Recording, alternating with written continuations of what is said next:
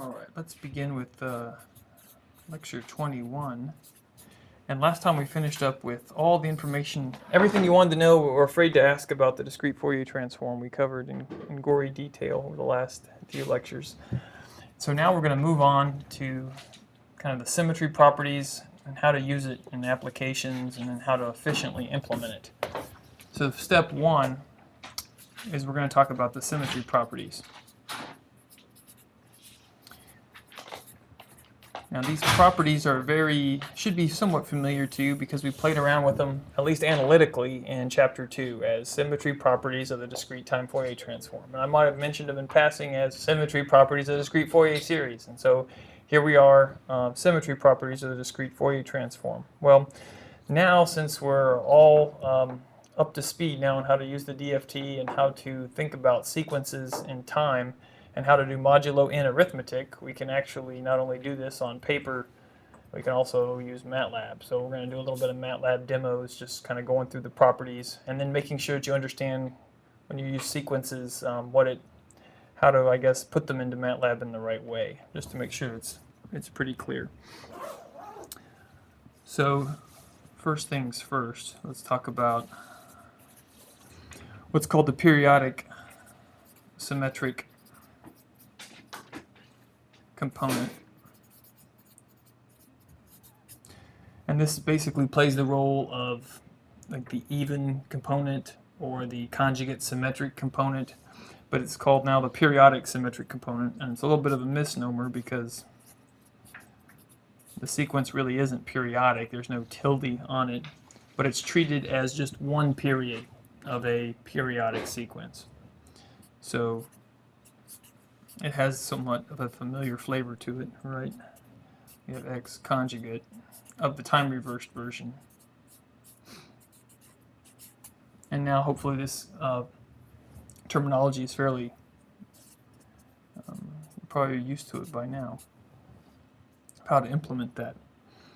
And since we have a periodic symmetric component, we also have the antisymmetric component. Antisymmetric.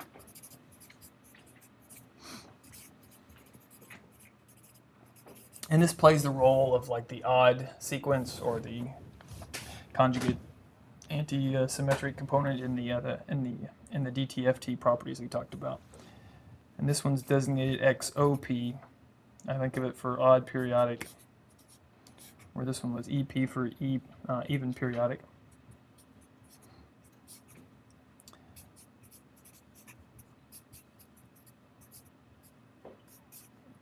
And it's also modulo n.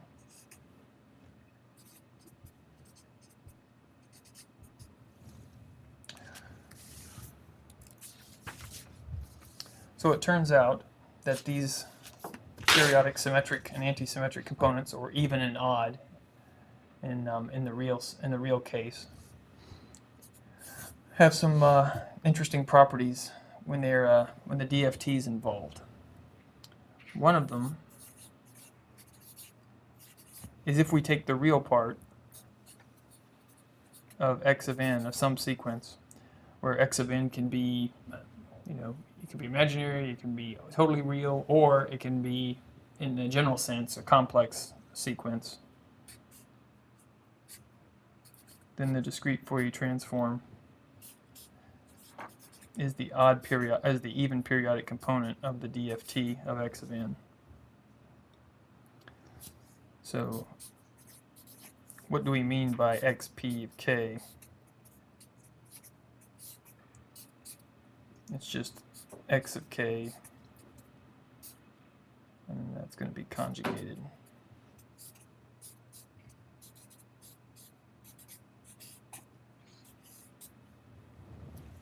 Like so.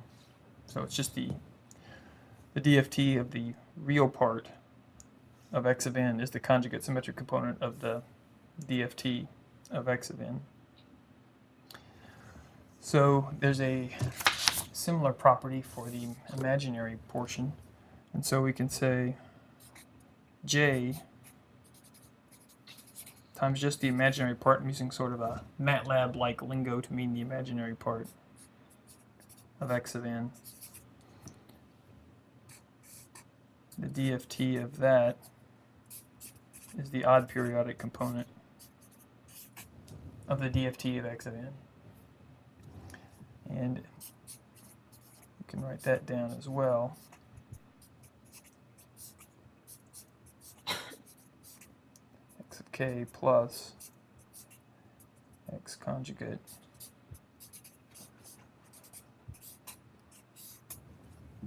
like so.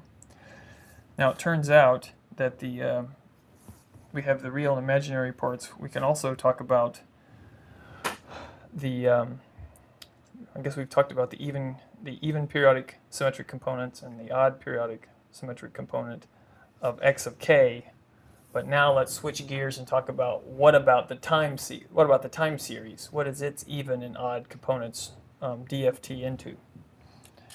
And if you remember way back, there was a nice symmetry to it, where here we had the real part of here, DFT was the even periodic component.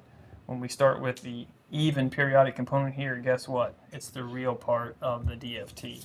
So that's sort of a reminder of what we had before, but let's make it kind of concrete. So if we have the even periodic component, the DFT is just the real part of x of k.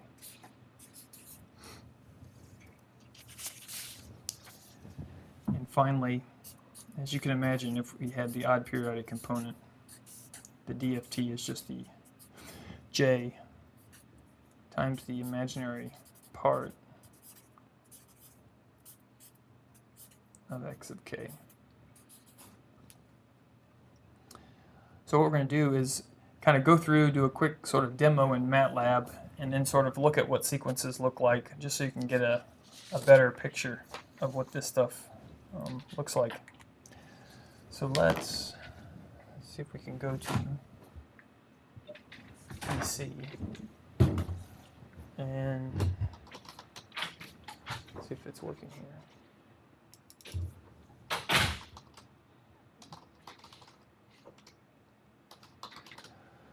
So let's do a quick example where let's do a very general sequence, just so you can kind of see how this works with not any special, considerations intact. So let's let x of n be normal random number. So I have no idea what it's going to be, but it's a complex sequence because we don't want it to be real only or imaginary only, so weird stuff happens. So if we type that in, yep, we get some complex random numbers to play with. Now, if you recall from last lecture, one of the things that we talked about was when you time reverse these sequences under modulo n arithmetic, what happens? Well, you can't just take the sequence and completely reverse it, but remember the zero for the very first element didn't change because the negative of 0 modulo n is still 0. But if you take, what is minus 1 modulo n? Well, minus 1 doesn't fit between 0 and n, so you add n to it and you get n minus 1. So as we went through it before, we kind of talked about, you just reverse everything after that first component or that first sample. So I'm using ni to represent the negative indexes of these sequences, right? And so I really don't change the first one. I want 0 to stay at 0. And of course, if you're used to using C, or you know how things are indexed, there's sort of a 0 index in C, but in MATLAB, the very first index, which has to be 1, there is no 0 index in MATLAB. It's called an error. So we have to use 1, and then minus 1 to 2. So that's our negative resequencing of x of n. So if we wanted to look at what x of n or negative x of n is, I would do that. That's the negative version of x of n. So now if we want to generate these periodic components, it's going to be pretty easy, right? It's 0.5, and then it's x of n plus the conjugate, right, of x of n time reversed. I probably did mean that. Yep. And let's see, did I mess up my NI here? Oh. I explained very carefully why you couldn't go from 0 to n minus 1. You have to go from 1 to n in MATLAB. And then why I carefully told you that I did the opposite. I put n minus 1. So now we can happily produce our periodic sequence here, xn plus conjugate xn and I. And that's probably going to do that. The odd component, no problem there, minus the conjugate, right? And now xk is what? FFT of xn. And just for fun, we've got to create these, right? So now we'll have all our toys in place. Right? Xk plus conjugate xk, but it's time reversed, or sort of a frequency reversed version.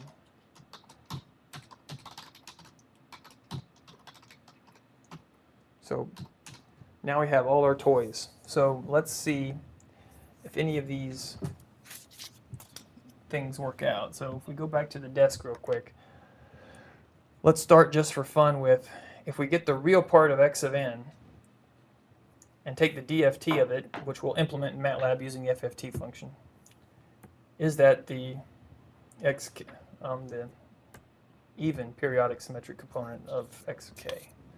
So what's the easy way to do that? Is just say, well, let's do an FFT of the real part of x of n, and let's subtract off xk, I think, yeah, xk EP. So that's the, and hopefully that's going to be mostly zeros. Right, and so there's a little bit of round off error, so we have 1 times 10 to the minus 15 times whatever's left over. So good news, that one pans out. And we have j times the imaginary part of x of n. And that one was what? xk, odd periodic component. So let's see if that one pans out. We have some round off again in the FFT, but it's all down at 1 times 10 to the minus 15. So these things are basically the same. And I think we can do what? FFT of xep minus the real part of x of k. Still a lot of zeros. And I think we've got this one in the bag too. Minus 1i times imaginary part of x of k. Also, some stuff times 10 to the minus 14. So all these are panning out. But one thing I also want to look at while we're here in MATLAB is let's look at some of these sequences and try to figure out, given a sequence, how would you put it into MATLAB, and just make sure that we're all on the same page of how to do that.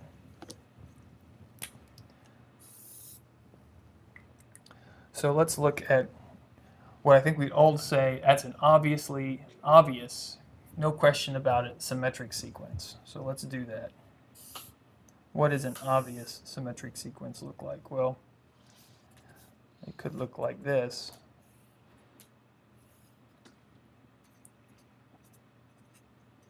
And then on the other side, 1, 2, 3, and 4. Right, this is about as good as it gets for an obvious symmetric sequence, right? 1, 2, 3, 4. 1, 2, 3, 4. So it's certainly symmetric, certainly even. So if we were going to look at this and look at it in MATLAB, let's see how would we index it and put it into MATLAB. This is in. So right off the bat, we know we've got 1, 2, 3, 4, 5, 6, 7, 8, 9. We've got 9 samples. So step 1, identify capital N for my modulo arithmetic universe, right? So I've got 9 samples, so cap N is 9. So if I was going to, I guess, look at the negative version of this, how would it be written out? Well, x0 is 0 in this example. x1 is 1, etc. So let's make it like, I'm going to put it into MATLAB so it's a sequence. So right off the bat, 0, 1, 2, 3, and 4 would just fit right in like this. But what's minus 1, minus 2, minus 3, minus 4? All right, well, minus 4 modulo n is going to be the fifth element, right? Minus 4 plus 9 is 5. I think we got that under control. So 1, 2, 3, 4, 5. Is that how I wanted to do that? But in MATLAB, yeah, that's the crux of it.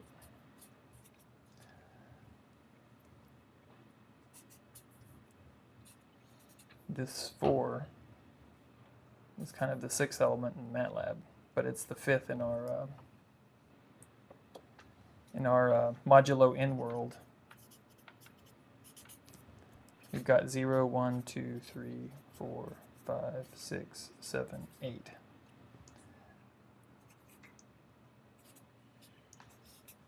And then this is our MATLAB indexing. Let's see if I can all get it on screen. Probably not. So if we wanted to put this function in here, we obviously know the 0 through 4 is the easy part. Modulo n arithmetic, 0 through 4 is fine. But minus 4, you have to add 9 to get 5. So that's has a value of 4, because at minus 4 we have a value of 4. Likewise, minus 3, we have to add 9 to that, so that's going to give us 6. So out here at the sixth, we put 3, and so on. So it's basically, you just type that in to MATLAB if you want to get the time-reversed version. So let's play with that, kind of as if you're given it.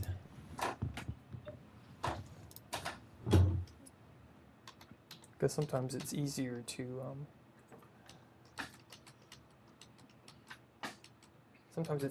look at the homework or do the analysis on paper, but never actually connect it to what we're doing.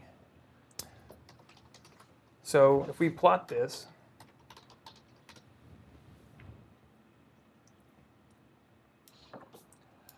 this is what it looks like. And that doesn't look necessarily to me like an obvious symmetric sequence, kind of like what we had if you were able to plot it in a nice way so that it was symmetric, kind of like we did on the blue pad. So what I want to do is say, well, that doesn't look very symmetric in MATLAB, but let's just play with the properties for a second. If that is a symmetric sequence, there's no imaginary component to the FFT. So do we believe it? What is the imaginary component of that? Everything's 10 to the minus 15. So there really is no imaginary component. That symmetric really is, that sequence that we just plotted is a symmetric sequence. And I guess what I'm trying to make sure I communicate is that doesn't look obviously symmetric, like the thing that I wrote down on the blue pad.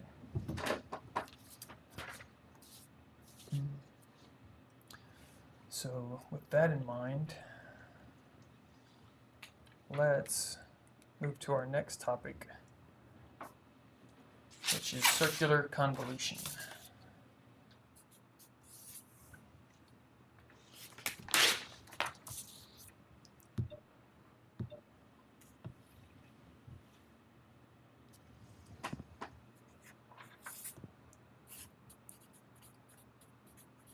Circular, and we've already seen this before, so we're going to cover it in a cursory manner and kind of talk about the important parts for applications. So circular, or I put in parentheses, periodic convolution. And the reason we care about this is because the FFT helps us do circular convolution, and what we get paid for is to do linear convolution. So how do we make all this work? And that's basically today's the reason why we're talking about this today. So let's go forth here. We've got a standard setup. We have two sequences. They're finite length.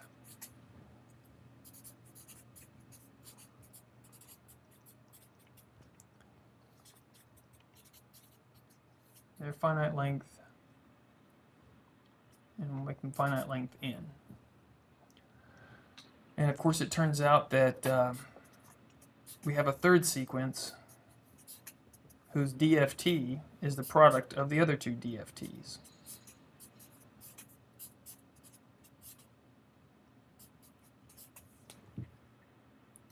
And if that's the case, so and this, then we know something about the time series, right? Then that tells us that, well, x3 of k through a DFT type procedure can get us x3 of n. And what's x3 of n? Well, it's the circular convolution of the other two time series.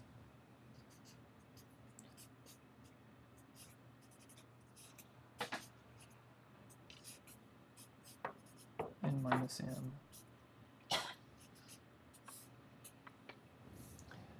And sometimes, just to make this more compact, we can say x3 of n is just the, I don't think we'll use n here, n-point circular convolution with x2 of n.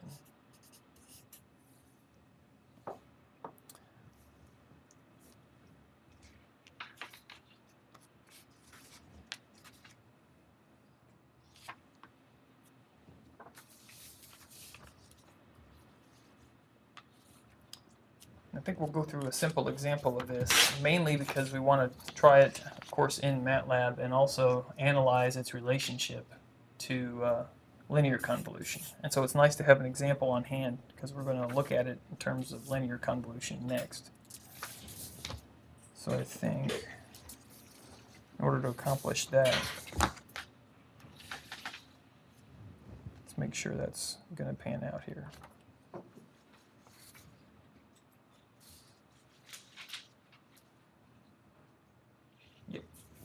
So here's our example.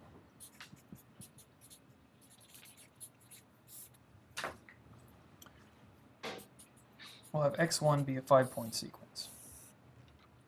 Or no, let's make that the second sequence. This will be 3-point. 1, 2, 3.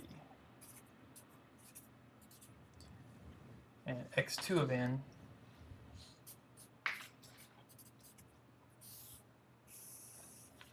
can maybe play the role of the data sequence. 5, 4, 1.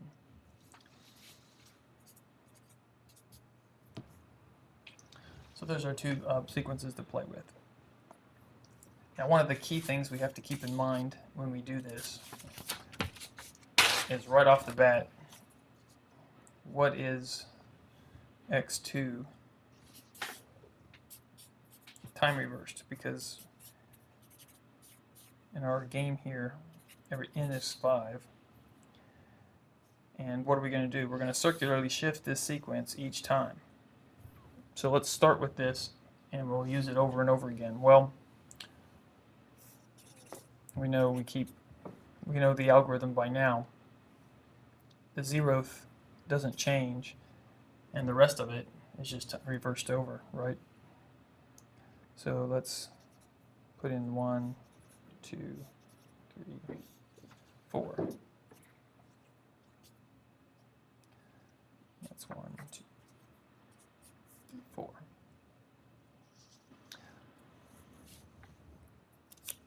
And for our first output, we're going to convolve those two together, which means we're going to basically implement this equation, which is summing over m from 0 to n minus 1. So that's pretty easy to do here. x3 of 0 is going to be 5 times 1, because the 5 times 1, 1 times 2, and I'll put this one in parentheses and this one not. So 1 times 2 plus, and the last one is what, 3 times 2?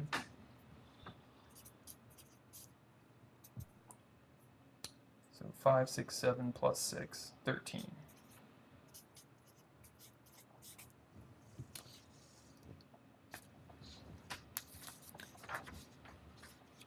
And recall last time we went through all those little tables, which I hope helped you gain some insight or some intuition into this and learn it enough that you can feel comfortable just skipping to the next step and saying, well, what's 1 minus m modulo 5? It's called circular convolution because 1 shifts out, wraps back around, you shift it right, you shift out on the right and shift in on the left. So if we do one more of these, 4 shifts in from the right,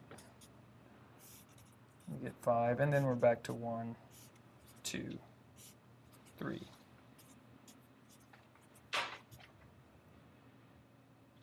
And we're calling that m. Let's make sure we've got all our pieces.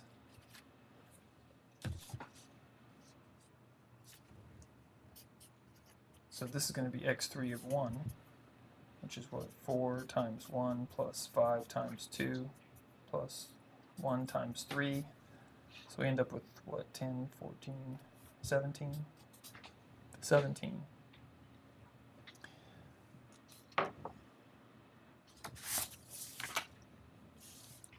So let's kind of jump to the end of this task and say, okay, we've done this before several times.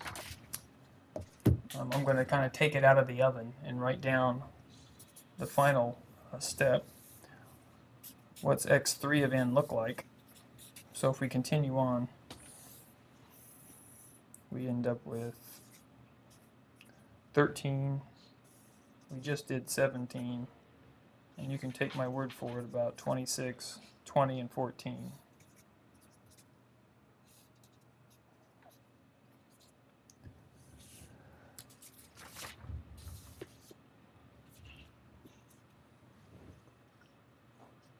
And of course, we can easily do this in MATLAB by saying, well, our x1 was 1, 2, 3, 0, 0. x2 was 5, 4, 3, 2, 1. 1. Those were just the original sequences. We don't have to do any funny modulo anything because the DFT takes care of it for us. So we'll just inverse FFT, the product of these, right? And we get our 13, 17, 26, 20, 14. So far, so good. All's right with the world. So let's now take it a step further. There's a way that this is interpreted, which is pretty useful for system designers. What is the DFT? What is the circular convolution? The circular convolution has a very useful interpretation. It's circular convolution as we're going to interpret it as linear convolution, which was all about chapter 2. But it's linear convolution with aliasing.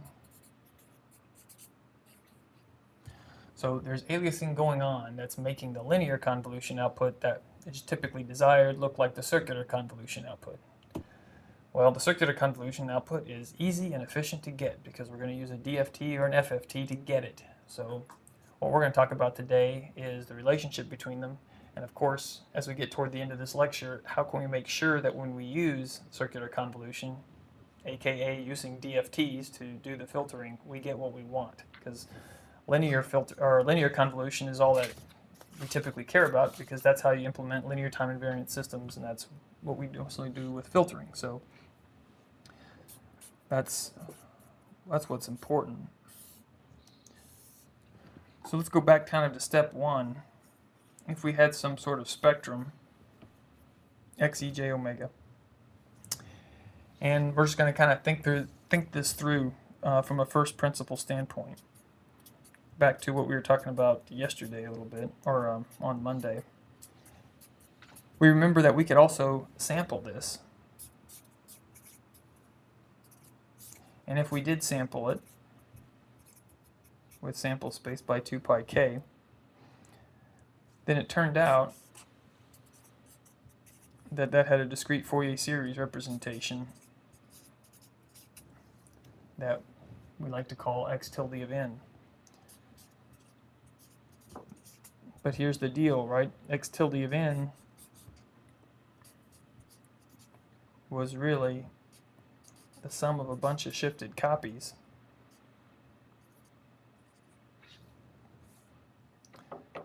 Almost looks like something that's been sampled, right? It's a bunch of shifted copies that have been summed up.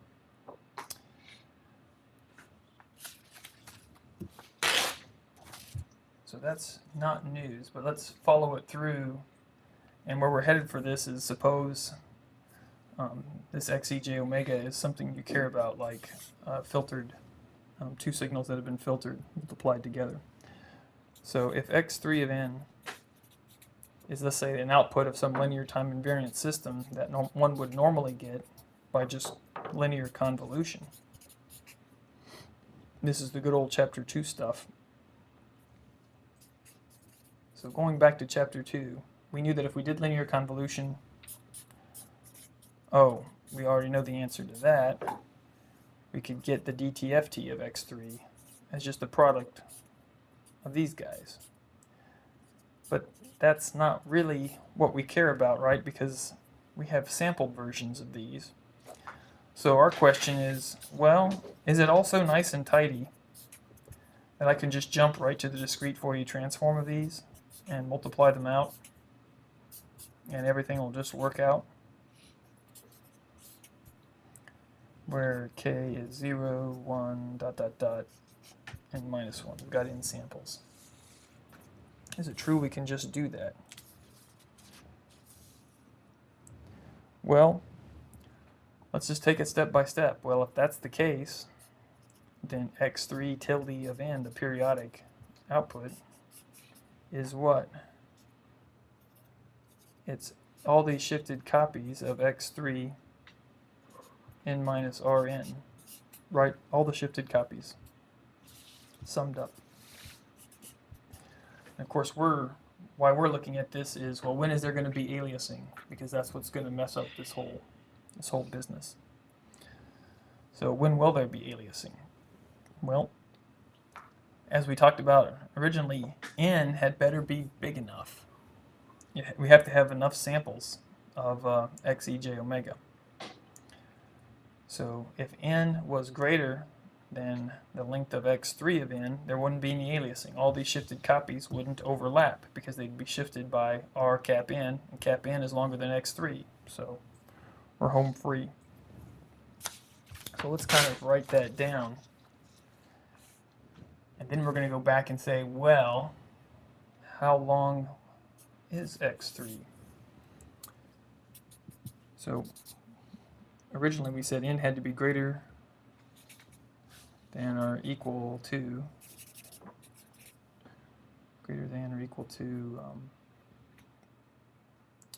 let's say, x of n length to avoid aliasing. And we saw that in my simple cartoon example where I had a sequence. It had 3 samples. We took a 3-point DFT and decided to try to reconstruct it using only 2 samples. Ergo, the sequence landed on top of itself, and we had a periodic sequence, but not the one of interest. So let's kind of go piece by piece. If x1 of n is like a length L sequence, GTH is length L, and let's say x2 of n is length P, and x3 of n is length what? L plus p minus 1. If x3 of n is just a linear convolution of these two. And I think at the beginning in chapter 2 we played around a little bit with that and maybe drew some pictures to show why that is true. But that's the case. So what's our guidance? Make the DFT length. We'll call it n. Make DFT length n. N better be greater than or equal to L plus P minus 1 to avoid aliasing.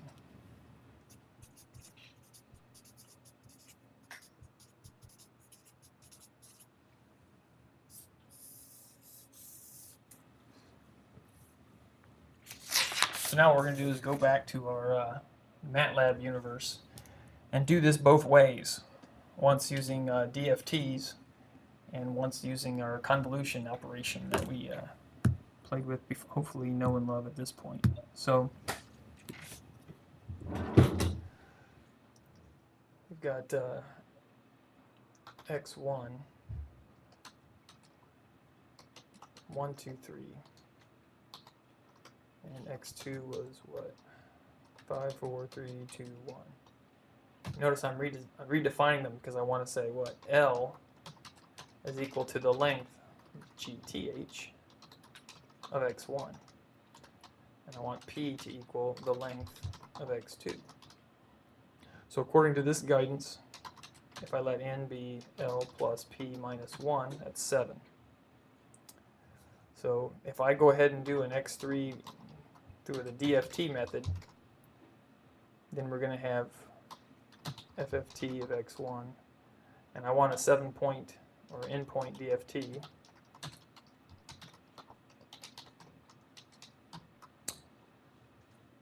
We've got that, but we can also use it. We can also do it using the methods of chapter 2, right? We can just convolve x1 with x2. So that's what we've been doing since beginning of time, probably. So let's take a look at these. x3 DFT and x3 using the convolution look kind of the same, don't they? Which they better.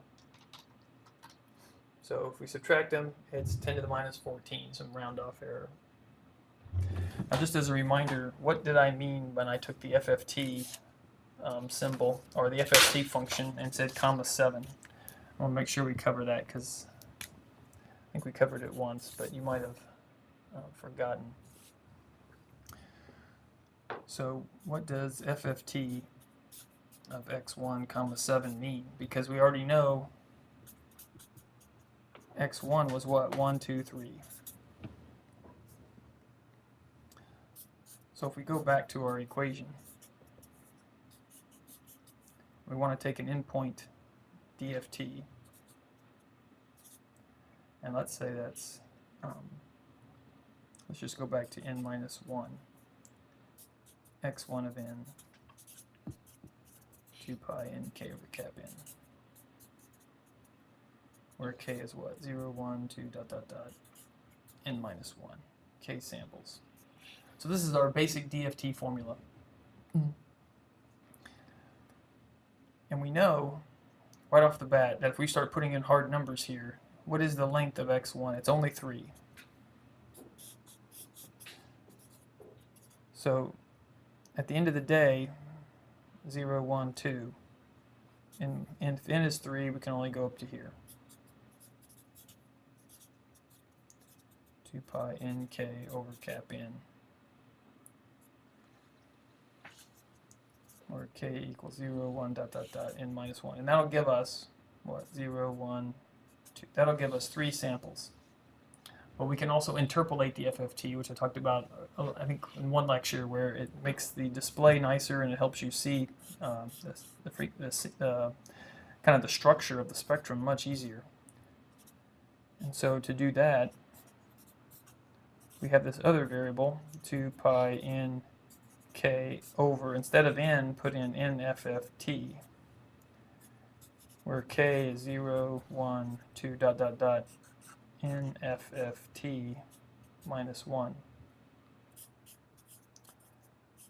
And so now you're going to get out nFFT frequency samples.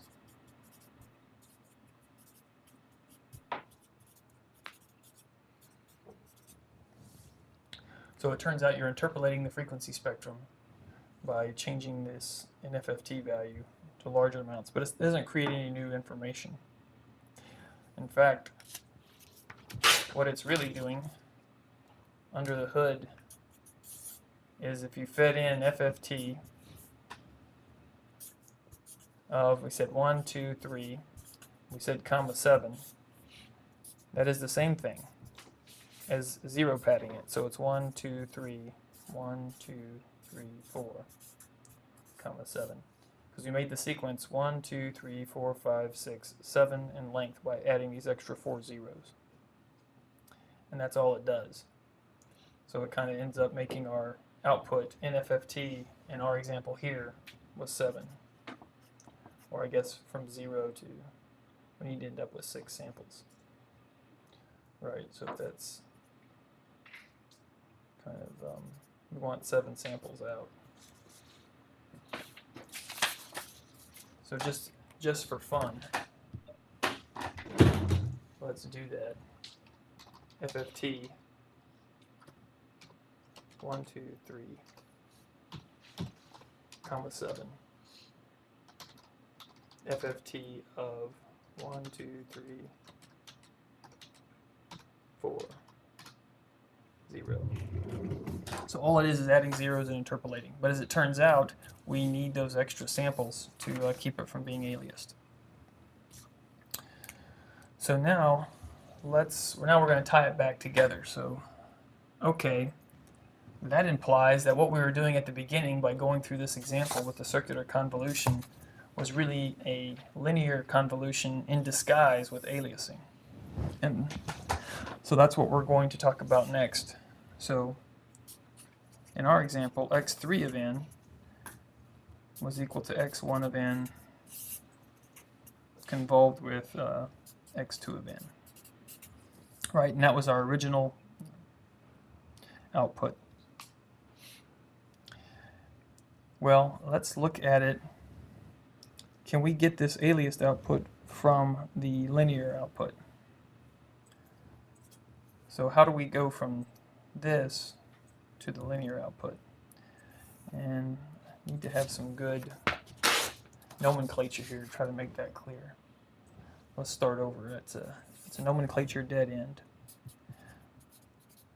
I'm going to define x3 of n as the linear convolution of these two. And we know what the linear convolution is because we just did it in MATLAB.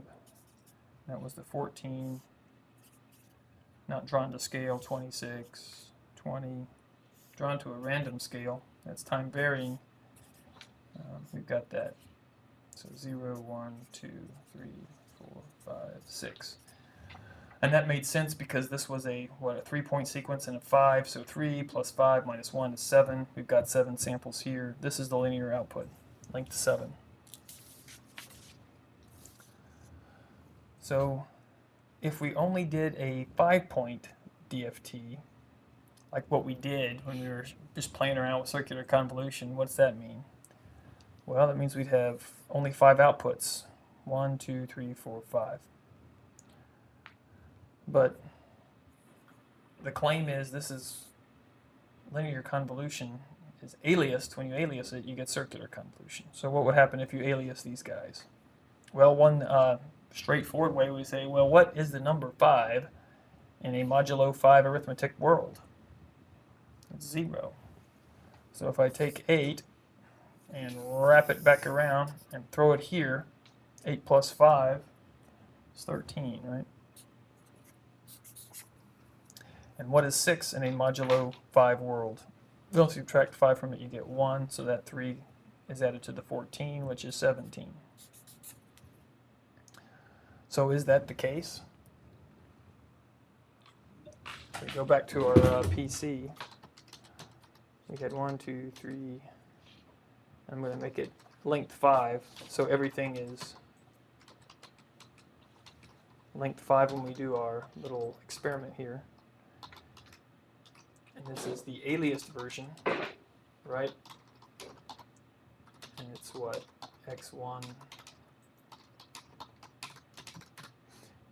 23, 19, 10, let's see, X1, X2, 2, 4, 5. And so, what did I do here? I wanted to do a 5.245.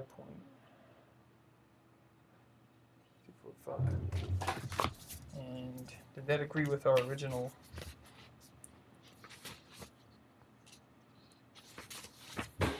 Five-point DFT. I'll make sure we didn't lose the problem there. Let's see, X2.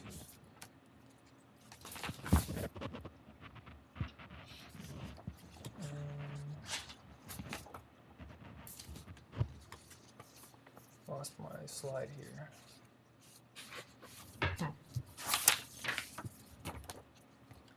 Wanted to get back to, I think, slide 9. It has the final answer on it. Make sure that we did it by hand the correct way, but I'm going to trust that this is right. Now if I convolve this,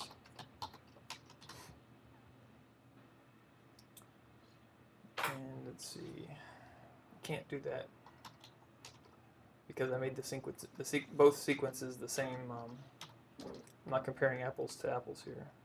Let's see if I can do it. Comparing apples to apples.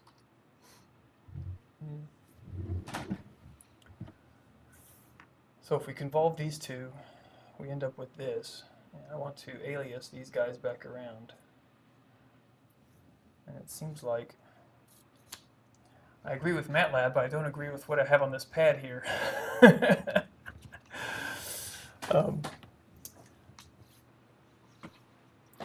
Because if we do the aliased version up here, we end up with 23, 19, 10, 16, 22, which the claim is it's aliased.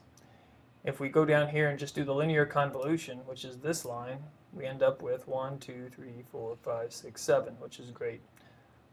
So if we alias this at 5, what's going to happen? Well, the 22 is going to alias back around to the 1 and get 23. And the 15 plus 4 is going to be 19. Well, that's precisely what we got.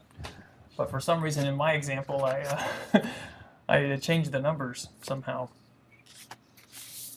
and ended up with the wrong output here. Make a note because the MATLAB is right, but there's something wrong with the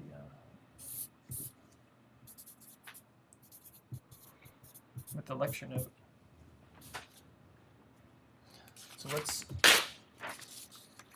go back to the pad with the correct answer, courtesy of MATLAB.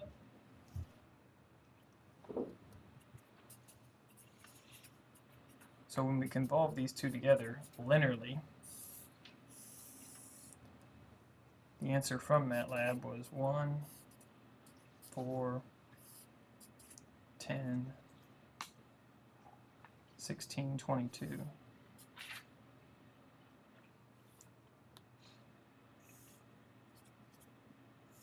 Wow, 22 twice, and then a 15. And that was 0, 1, 2, 3, 4, 5, 6. And we said, how about that? If we go to a modulo 5 world, 5 aliases to 0, 22 plus 1 is 23. So that's the new value. 15 is sitting on 6. 6 aliases to 1, so 15 plus 4 is 19. And then when we did this, the x3 of n, let that be the 5-point convolution, courtesy of using the DFT, we ended up with what you'd expect, the 23, 19, 10, 16, and that's 22. 0, 1, 2, 3, 4. Is this going from x of k to x of n? It's part of that process. When I did the convolution, What's that? when I did the convolution, I just used the convolution command in MATLAB for this part. You could do the DFT, but for my purposes right here, I was just trying to show that the DFT can help you implement aliased linear convolution, which is circular convolution. And so let's go back to MATLAB real quick and see if we can make this clearer. So I think someone was saying if we had 1, 2, 3, and x2 was,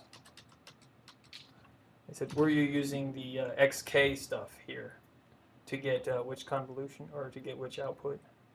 It's just this output of x of ej omega multiplied times x1 times. Okay, so if we wanted to get, like if we wanted to go back to chapter 2, I don't know, that's going to confuse things. Let's suppose we just wanted the circular 5-point periodic convolution. There probably is an easy way to do that in MATLAB. But the easiest way I know is to use the FFTs commands. So to get the 5-point convolution, I need x1, I need a 5-point FFT x2, 5. That's the 5-point. So we end up with 5-point periodic convolution of those two sequences. Then we said, okay, that's really linear convolution with aliasing, where linear convolution can be implemented as x1, x2 in MATLAB like that. And then the claim was, hey, if we... Why is it 2? I think that's just... Professor chose a bad example because that's just coincidence. It doesn't mean anything. But if we cut this off and start aliasing after 0, 1, 2, 3, 4, so 22 aliases back to 1, which makes it 23, which is exactly what we got there. 15 aliases to 4, so 15 plus 4 is 19. Then we end up with, you can kind of see the aliased version. Now, the claim is that, okay, how do I make this IFFT, FFT stuff give me what I want, which is this stuff? Because as we're going to talk about, doing the convolution this way is very efficient and allows you to do a lot more processing. So you want to do it this way.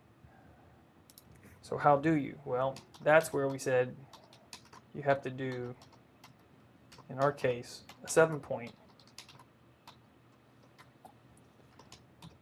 FFT, and then you get what we really want, which is the 1, 4, 10, 16, 22, 22, 15, which is the output of the linear convolution, because that's the stuff that pays the bills. That's your filtering, your correlation receiver, that's all the good stuff. This doesn't have to be like n less than L minus L minus 1. And that's exactly what the 7 is, because I think what was L, P, so L plus P minus 1 was the 7. So I kind of just jumped to that point.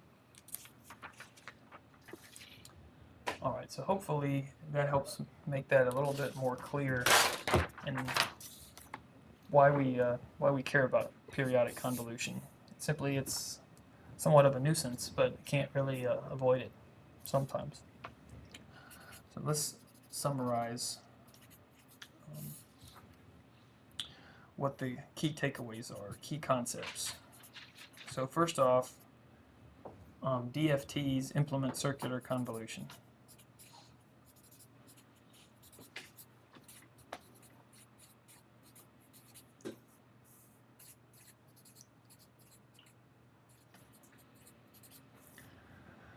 So we know that. That's the key takeaway. The other is a properly chosen DFT length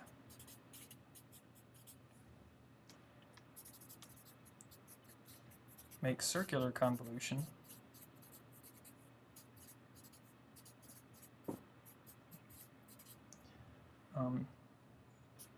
I'll just say implement linear convolution. which is the thing that does useful work. Because the linear convolution implements the filters, or any type of LTI processing. And that implements LTI processing, which is the frequency selective filters, matched filters, and etc. Things that you use to build communication systems and sensors. So with that under our belt, hopefully you kind of have a little bit of a sense of, okay, all right, if I'm just careful about the lengths of these sequences and I know what they are ahead of time, I can easily do this. This is not hard. It's a recipe. L plus P minus 1 is the DFT length. You've seen it in real time. It's not hard to do. Well, let's get to the first difficulty that pops up. And we're going to study this under the heading of block convolution. Because as it turns out, I said, well, if you have a length L sequence and length P sequence, we have L plus P minus 1 DFT length, and it's a happy ending, no problem, right? Well, what if the signal is of indeterminate length?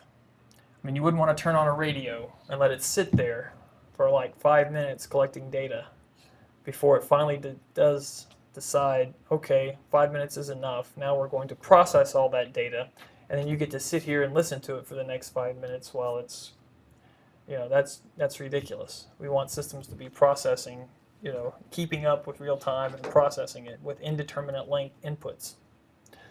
So how do you do that? Well, that's why we come up with these block convolution techniques. So what is it? It's a method. More like two methods at least, but a method to implement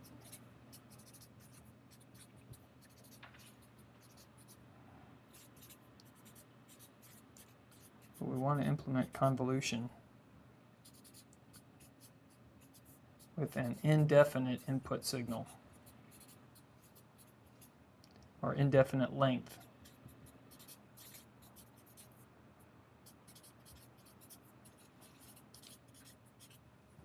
Indefinite length input signal. We'll just call it X of n. And just as a method on the nomenclature here, it's not really a third flavor of convolution. So don't think of it as there's circular convolution, there's linear convolution, and there's block convolution. No, block convolution is just a method, whereas linear and circular are actually two different types. This is just an implementation.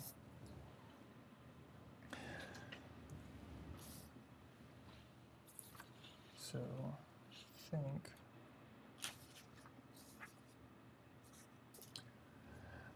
so what are the ways? We're going to cover two different ways. So there's the overlap save method.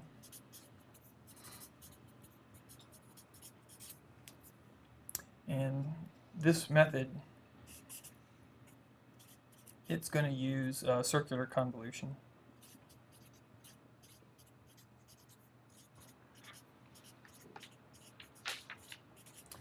And then why it's called save is it's going to save the portion.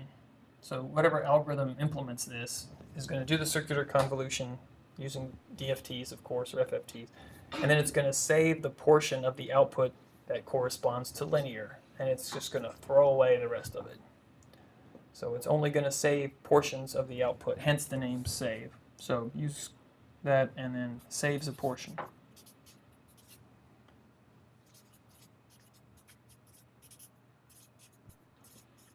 Saves the portion of the output that is, I'll just put the same as linear convolution.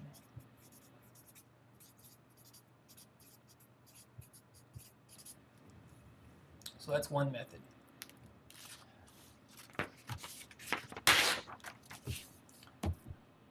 The second method is called the overlap add method.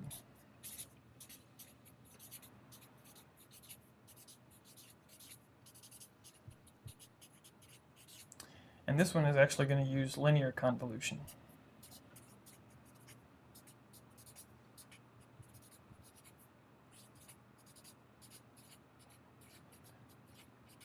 So you can kind of tell right off the bat, this one is going to use DFT sizes that correspond to linear convolution.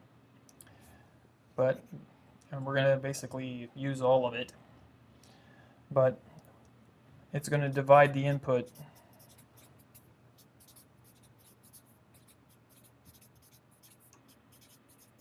into overlapping sections. And so as the data comes in, it buffers some, takes it, puts it for processing, and takes another chunk. But those sequences actually, those chunks overlap by a certain point, a certain amount. And we'll talk about what that amount is and why here in a bit.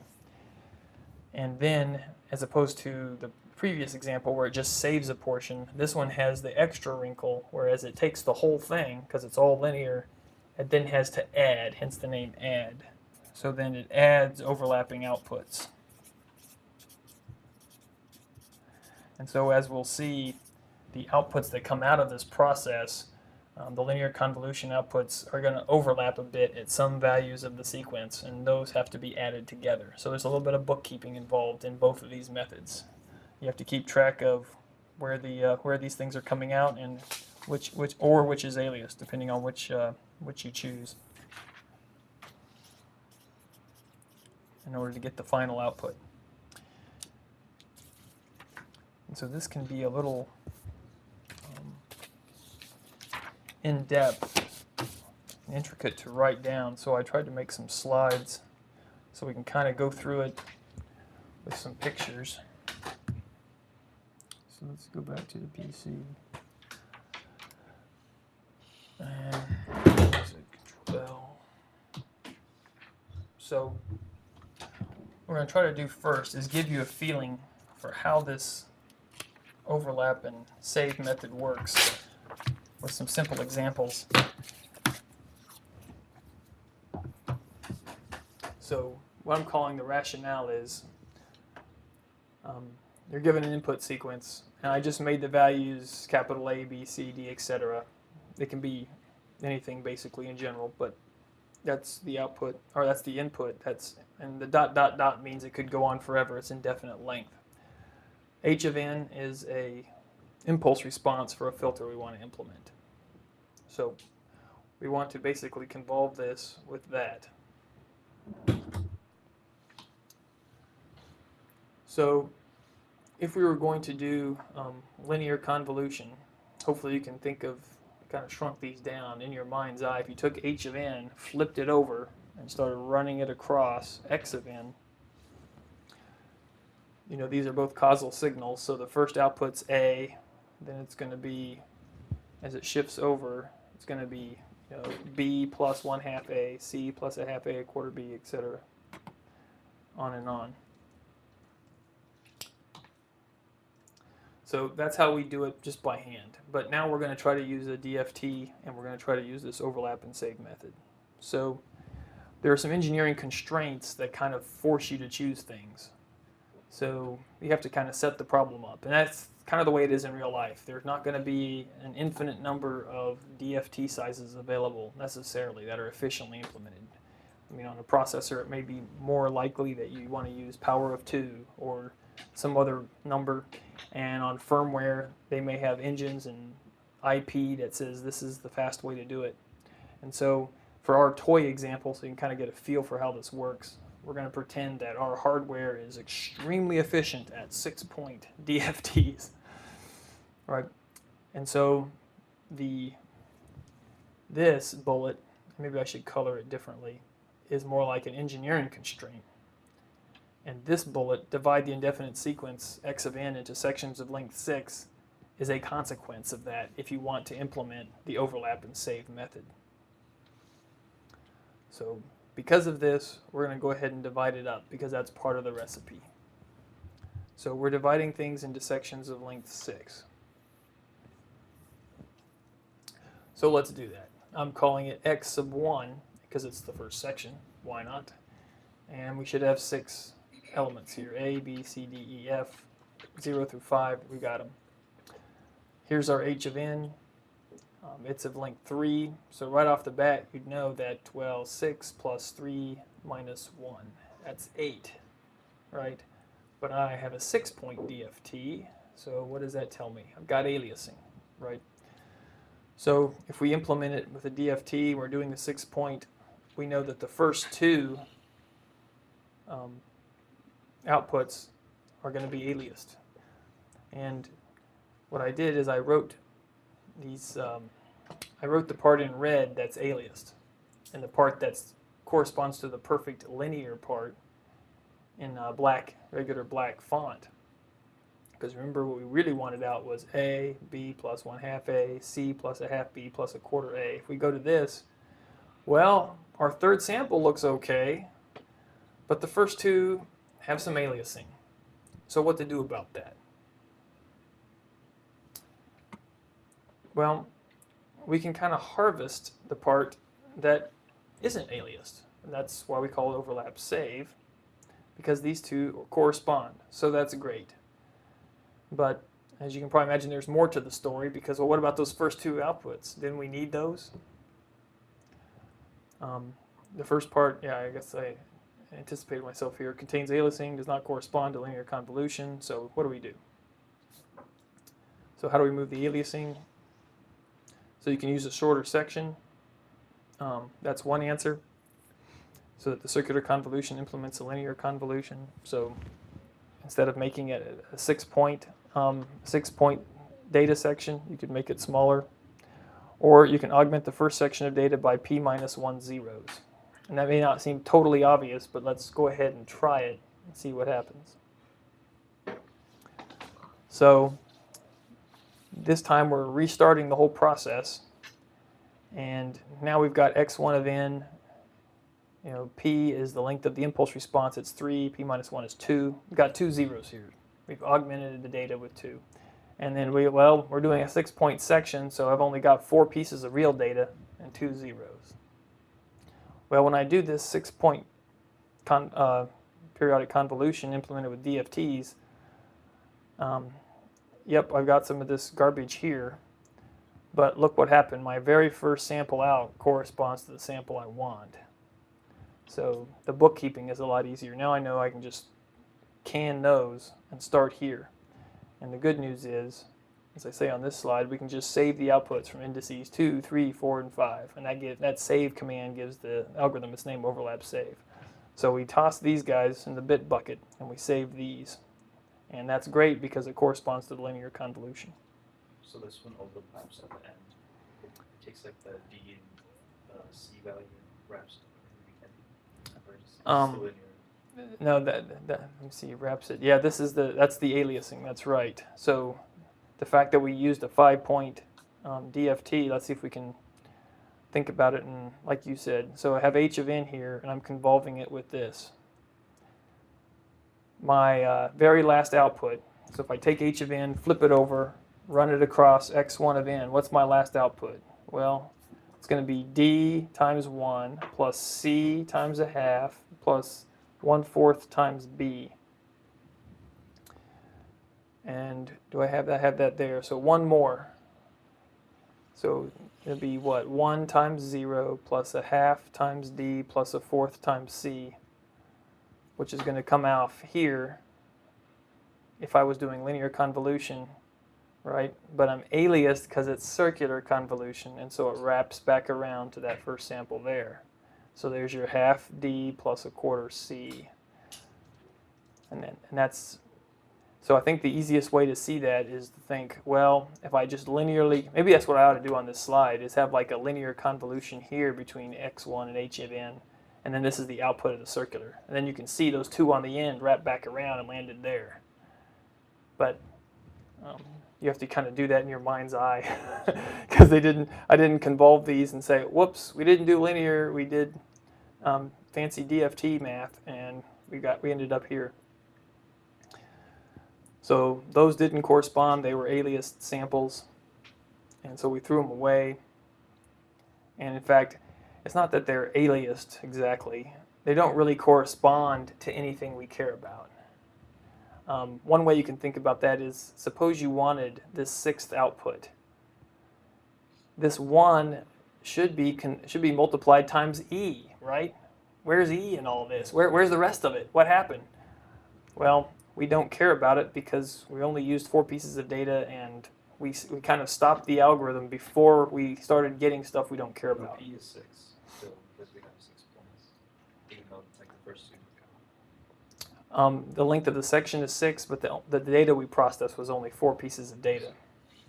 So it's kind of, those are just sort of the engineering details of the method. So that kind of brings us to the next step. Okay, what happens on the boundary between these sections? Isn't there something fishy going on? How come, like I said, how come we didn't care about E here? Because if you think about it in your mind's eye, that one of the outputs I should have is 1 times E plus a half times D plus a quarter times C. That's got to be in there somewhere, right? We know that because, well, hopefully you can think about it, but you can also see it right here written out. I mean, it's just a brute fact. So what do we do? So if we're implementing linear convolution, what's the output y of 6? And that's this one here. And we just, section 2 data is E plus a half D plus a quarter C. So some outputs require a mix of data from adjacent sections. So how do we do that? You have to overlap the data from adjacent sections.